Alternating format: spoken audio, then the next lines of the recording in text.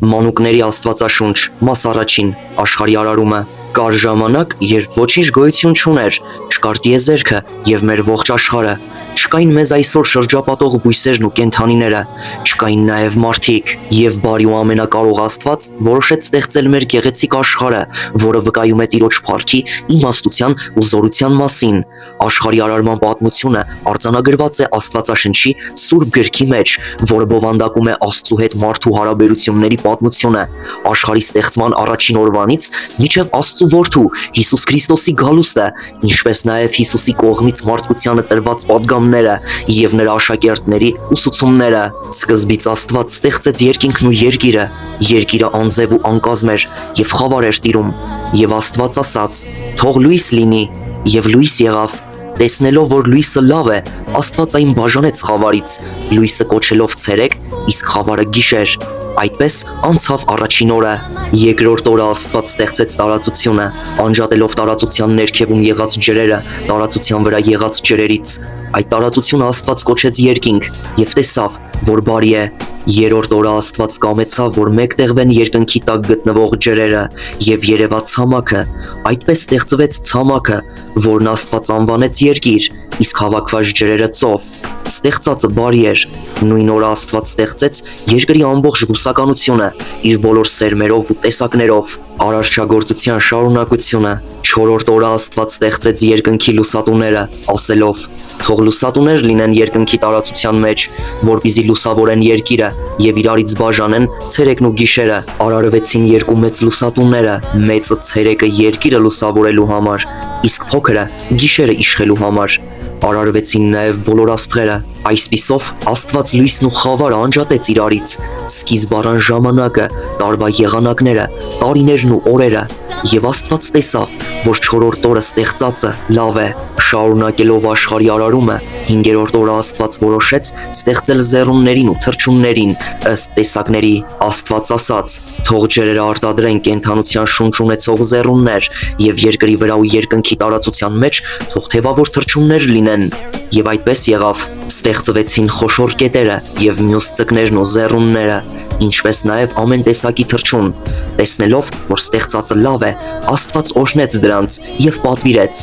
«Աճեցեք, բազմացեք եւ լցրեք ծովերի ջրերը, իսկ թռչունները թող բազմանան երկրի վրա»։ Հաջորդ օրը Աստծո խոսքի համաձայն, թե թող երկիրը արտադրի չորքոտանի կենդանիներ իրենց տեսակներով, սողուններ եւ գազաններ իրենց տեսակներով։ Ստեղծվեցին երկրի չորքոտանի կենդանիներն ու սողունները իրենց տեսակներով։ Եվ Աստված տեսավ, որ լավ է, սակայն որքան էլ որ լավ ու բարի էր Աստծո ստեղծածը, ներդաշնակ արարված աշխարհը, վերջինիս ամբողջացման համար անհրաժեշտ էր ստեղծել մարդուն, տնօրինելու ողջ արարչությունը եւ բարի գործերով փառաբանելու Աստծուն։ Աստված ստեղծում է մարդուն։ Արարչագործության 6-րդ օրը Աստված որոշեց.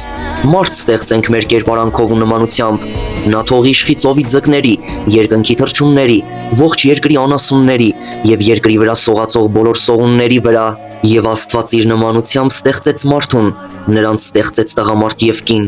Նախ երկրի հողից վերցնելով արարեց տղամարդուն, նրա դեմքին կյանքի շունչ փչեց եւ անունը դրեց Ադամ, որ նշանակում է մարդ։ Ապա, որպեսզի Ադամը միայնակ չլինի, նրա կողոսկրերից մեկից ստեղծեց կնոջը եւ անվանեց Եվա, որը նշանակում է կյանք։ Աստված օրհնեց մարդկանց եւ պատվիրեց աճել ու զավակներ ունենալ։ Արարիչը նաեւ ասաց, որ երկրի վրա աճող բույսերն ու ծառերը իրենց սերմերով ու պտուղներով սնունդ լինեն մարդկանց համար, իսկ կանաչ բույսերը կեր բոլոր թռչունների եւ կենդանիների համար։ Աստված իր ստեղծած մարդկանց բնակեցրեց Եդեմում, դրախտի պարտեզում, պատգամելով մշակել եւ պահպանել այն։ Եվ Աստված տեսավ, որ իր ստեղծածը շատ լավ է։ Աստված Ադամի մոտ բերեց բոլոր կենդանիներին, որպեսզի վերջինս դրանց անուններ տա ըստ իրենց տեսակների։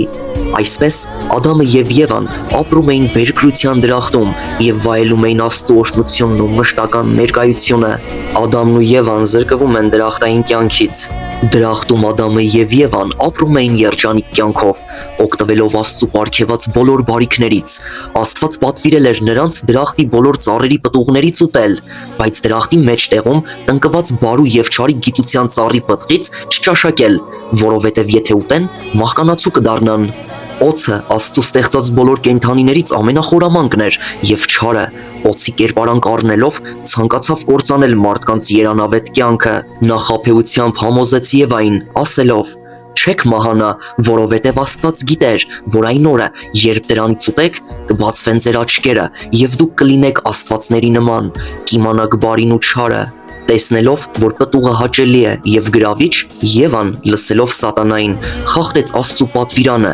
քաղեց արգելված պտուղը եւ փորձեց այն, տալով նաեւ Ադամին։ Երբ նրանք պտուղը կերան, հասկացան, որ մերկ են։ Սրանից հետո Աստված անիծեց օձին, որ միշտ սողա իր որովայնի վրա, ապա դատապարտեց Ադամին չարչարանքով ու քրտինքով վաստակելու իր հացը միջև հողին դառնալը, որից ստեղծվել էր։ Աստված կաշվից զգեստներ հագցրեց Ադամին ու Եվային, եւ որպեսզի բարին ու չարը ճանաչած Ադամը եւ Եվան կյանքի ծառի պտղից էլ չուտեն եւ չդառնան անմահ, Աստված նրանց արտաքսեց դրախտից։ Այս առաջին մեղքը զրկեց նրանց Աստծուն տեսնելուց։ Աբելն ու Կայենը։ Դրախտից վտարված Ադամը եւ Եվան Աստծո պատվիրանի համաձայն շարունակեցին հողը մշակելով վաստակել իրենց ապրուստը։ Ադամը եւ Եվան ունեցան երկու զավակ։ Նրանցից Կայենը հողագործ էր, Աբելը դարձավ ոչխարների հովիվ։ Նրանք իրենց բարիքներից ընծաներ էին մատուցում Աստծուն։ Այդ նպատակով մի անգամ Կայենը բերում է իր մշակած հողի պտուղներից, իսկ Աբելը իր հոտի առաջնեկներից։ Սակայն Աստված, ընդունելով Աբելի ընծաները, Կայենի բերած բերքին ուշադրություն չդարձրեց,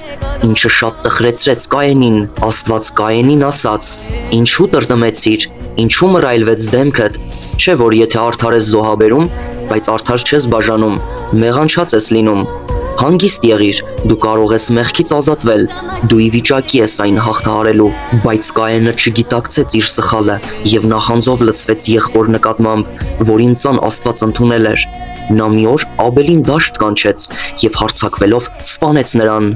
Այսպիսով մարդկության պատմության մեջ նախանձի պատճառով տեղի ունեցավ առաջին արյունահեղությունը։ Կատարվածի համար Աստված պատժում է Կայենին եւ թափառական դարձնում, նշան դնելով վրան, որ որևէ մեկը նրանից վրեժ չլուծի։